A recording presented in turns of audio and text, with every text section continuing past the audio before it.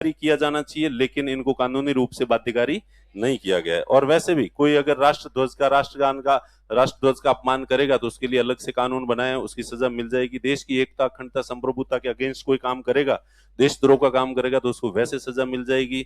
और महिलाओं के प्रति जो कुप्रथाएं उनको प्रमोट करेगा, कोई दहेज लेगा तो वैसे जेल में चला जाएगा।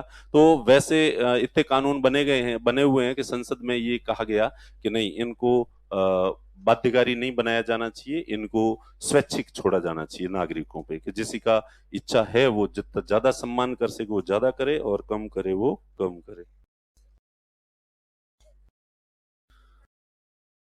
क्लास तो आप भले 9 बजे तक ले लो, पर कुछ समोसे वमोसे का इंतजाम कर दो। सर, सेमिनार के टाइम आपने कहा था कि एग्जाम के टाइम छुट्टी करेंगे, और अब आप अपनी जबान से मुकर रहे हो। जबान भी कोई चीज होती है।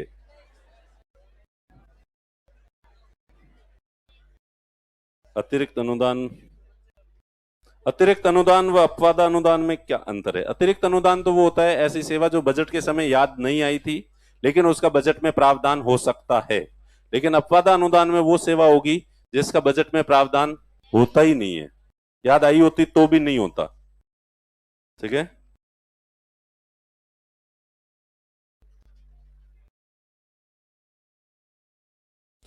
टी शर्ट का रंग ब्लैक नहीं होना चाहिए, क्योंकि गर्मियों के दिनों में गर्मी ज्यादा लगेगी, क्योंकि काला रंग धूप को अवशोषित करता है। व्हाइट कलर जो है धूप को, यूपीएससी ने, अच्छा ये चीज पता है क्या आपको? तो यूपीएससी में एक बार प्रश्न पूछा था, पेड़ के पत्तों में कौन सा रंग होता है? जोर से बोलो। यही बात है, बस हरा ही नहीं होता, नीला और लाल होता है।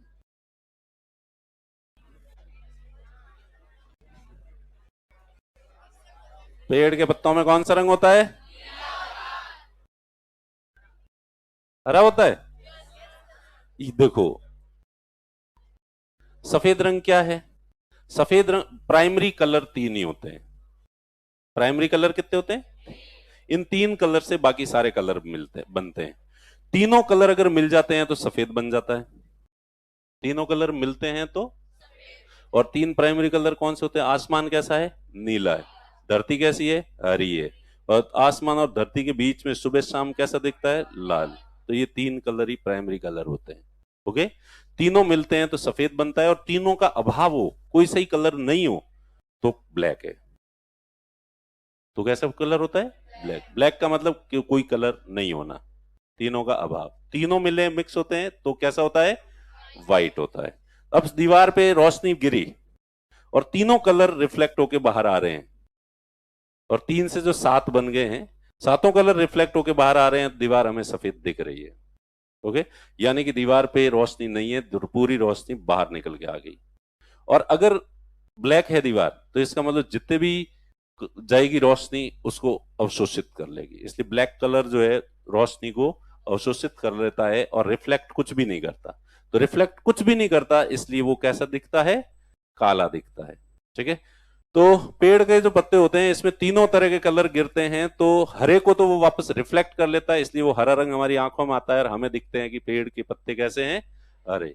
और 2 कलर को वो रिफ्लेक्ट नहीं करता, इसलिए वो दोनों कलर कहां जाते हैं? पेड़ के पत्तों के अंदर अवशोषित हो जाते हैं। कौन से कलर अवशोषित होते हैं? नीला और लाल। तो पेड़ के पत्तों में कौन सा होता है? हरा तो उसने बाहर फेंक दिया, इसलिए आपको दिख रहा है। हरे को उसने क्या किया? बाहर फेंक दिया, इसलिए वो आपको दिख रहा है।